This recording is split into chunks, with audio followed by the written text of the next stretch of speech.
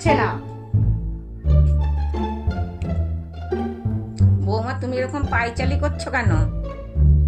আর বলবেন না, আপনার ছেলে কখন আসার কথা, এখনো আসছে না, এত রাত হয়ে গেল। আচ্ছা মা, ও আবার কোনো মেয়ের সাথে নয় তো? আমার সম্বন্ধে এটাই ভাবনা চিন্তা সবার। বৌমা,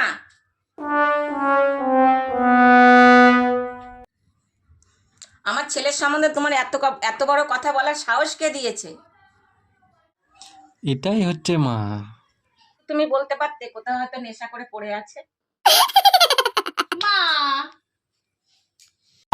ছলো ছলো নয়নে হাসি মাখা বদনে ছলো ছলো